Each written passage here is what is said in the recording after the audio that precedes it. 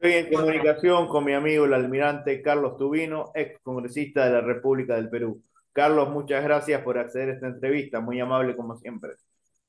Sí, muchas gracias, Juan, y bueno, a disposición tuya. ¿Qué nos puede decir de estos ataques que están sufriendo las Fuerzas Armadas del Perú a manos de las comunidades campesinas, comunidades aymara? Vale recordar que no todas las comunidades campesinas y aymara son violentas, pero hace muy poco tiempo hubo un ataque al glorioso ejército peruano. Efectivamente, viene suscitándose una serie de hechos que están llamando a la reflexión a muchos peruanos.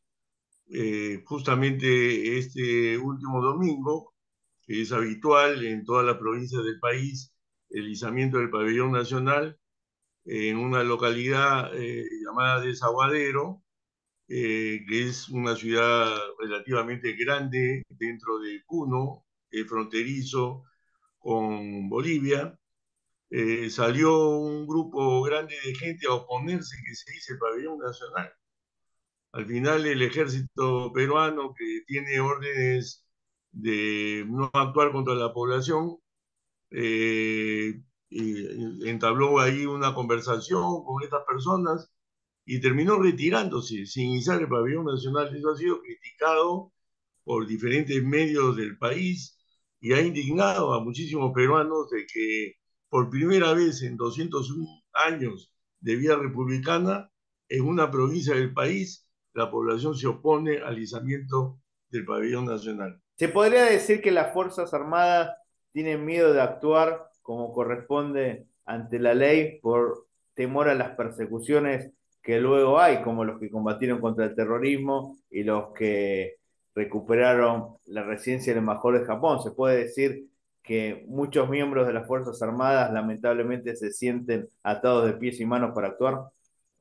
Efectivamente, o sea, acá lo que ha sucedido es que el gobierno de la presidenta Boluarte es un gobierno débil, un gobierno temeroso, un gobierno que ha sentido la pegada de las críticas que han llegado a nivel internacional sobre los hechos sucedidos en el Perú desde que asumió el gobierno, sobre todo en los 2 primeros meses que hubieron manifestaciones, actos violentos, actos terroristas, como 18 intentos de toma de 5 aeropuertos del Perú, pero el gobierno no ha sabido explicar eso a la comunidad internacional. Incluso hubo un asesinato, prendieron fuego a un efectivo de la policía.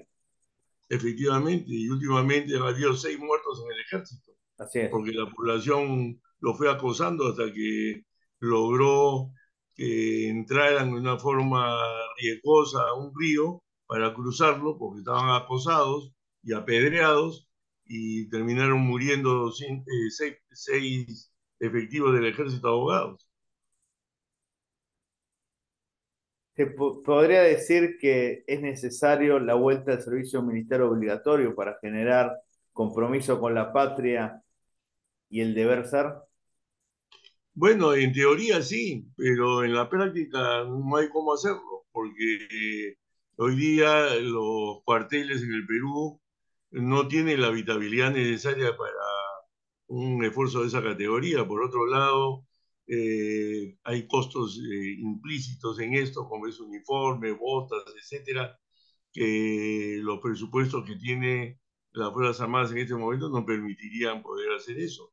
Tendría que haber vamos a decir, un presupuesto grande, adicional, y un tiempo para poder habilitar todas las instalaciones para un esfuerzo de esa categoría. Tú que fuiste congresista, ¿qué opinas de estas denuncias de empleados desleales a los congresistas y congresistas que también actúan con inmoralidad de quitarle el sueldo, el salario a los trabajadores, parte del mismo? Parecen que algunos más que delincuentes son rateros y le sacan parte del sueldo a su trabajador. ¿Qué opinas al respecto? Sí, eso es un escándalo que se ha descubierto últimamente. Y mira, irónicamente, la mayoría de los casos son promovidos por congresistas mujeres en la cual han exigido a sus trabajadores diferentes pagos sobre el sueldo que reciben, ya sea para incentivar sus propias campañas políticas, para mejorar su imagen en las regiones que representan y otra serie de pretextos que han venido saliendo a la luz pública. Realmente eso es inadmisible, es un delito. Ya ha actuado la Fiscalía, la Procuraduría General de la República en estos casos, y yo espero que esto ya no continúe, porque ese es un tema que se ha visto anteriormente. Me llama la atención más bien que ya con las experiencias de años pasados con respecto al mismo tema, todavía haya gente insistiendo en cometer este tipo de delitos. Tú como hombre de las Fuerzas Armadas, ¿qué opinas del caso de Daniel Urresti? Que Daniel Urresti postuló para presidente de la República, para alcalde de Lima y hoy está detenido por un caso acontecido hace varios años. Esto no le quita gravedad al asunto, pero llama la atención que la condena se efectivice luego de sus postulaciones a dos altos cargos y después de casi 35 años. Personalmente estoy en contra de esa persecución que existe en el Perú y que lleva a los militares a la cárcel sin haberle probado nada, sino simplemente por autoría mediata. Una vez que se hacen estos largos procesos, no se encuentran los fundamentos jurídicos, pruebas tangibles de que ellos han participado en hechos violatorios, entre comillas, de derechos humanos. Al final terminan siendo sentenciados de todas maneras, con mínimo 10 años de cárcel por autoría mediata. En el caso de Urresti ha sido 12 años. eh, Totalmente opuesto a ese tipo de condena. Por otro lado, ya hablando humanamente, me apena su caso, pero él ha sido muy cruel y eso también lo reconoce un gran sector de la población peruana. Él ha sido muy cruel con otras personas. Yo fui vocero de la bancada de Fuerza Popular cuando Keiko Fujimori fue llevada a la cárcel y una de las personas que más insistió en que permanezca en cárcel, pero por temas netamente políticos, pero con mucha insistencia y mucha parte poco humana por parte de él fue Resi. Incluso era una persona irrespetuosa con los medios de prensa y con otros miembros de la clase política. Efectivamente, entonces hay gente que, bueno, tienen principios religiosos que creen en el karma. Dicen, mira, acá a Oresti el karma le está devolviendo todas las malas acciones que ha hecho con otras personas. Y entonces eso también da que pensar, ¿no?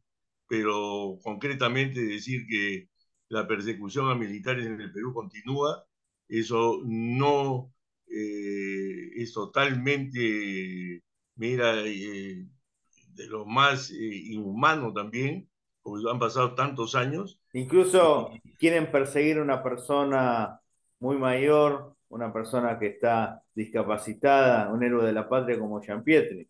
¿Qué opinas de tu camarada Efectivamente, Armas? efectivamente, o sea que acá hay generales, etcétera, de más de 80 años que lo están condenando. Hoy día en el Perú, no me equivoco, hay más militares presos que terroristas. Y eso, la verdad que duele tremendamente para quienes pusieron el pecho para salvar al Perú de dos organizaciones terroristas que en su momento fueron consideradas las más sanguinarias del mundo occidental, Y tanto además Sendero esto de Luminoso como sentir, Tupac Amaru. le quita el incentivo a los jóvenes peruanos de que sean miembros de las Fuerzas Armadas. Sí, efectivamente, y toda esa persecución se ve en el accionar de hoy día del ejército y que preocupa muchísimo. Esta semana han salido sendos comunicados de diferentes agrupaciones y organizaciones de retirado de las Fuerzas Armadas en el Perú con respecto a lo sucedido en Puno y sobre todo insistir en que prácticamente el Estado se está retirando, está dejando actuar a un sector de comunidades aymaras en Puno que han tomado los puentes internacionales que tienen tomados también algunas carreteras bloqueadas, y ellos son los que deciden qué día la abren, qué día la cierran, y es peligrosísimo porque a través de las fronteras puede salir oro ilegal, pueden entrar armas, pueden entrar personas que no deberían entrar al territorio nacional, etcétera. Entonces, ese repliegue del Estado de la muerte de 6 soldados, ya hace más de un mes, realmente es un tema que preocupa muchísimo. La última pregunta, tú como ex congresista de la República, ¿qué opinas de esta valiente iniciativa de la diputada boliviana Tatiana Áñez de que el Estado boliviano le retire la condecoración, la Orden del Cóndor de los Andes en el grado de Gran Collar al golpista Pedro Castillo, condecoración que fue otorgada en el mes de octubre de 2021, 3 meses de la asunción de Castillo? Totalmente de acuerdo.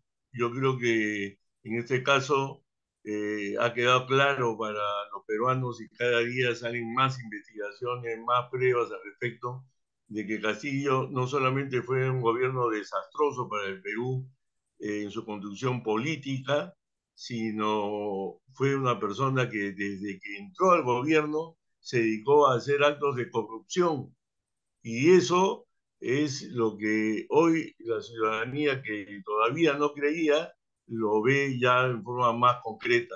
Así que esa iniciativa la aplaudimos porque Castillo no se merece ningún tipo de condecoración. Muchísimas gracias, Carlos. Que viva el Perú.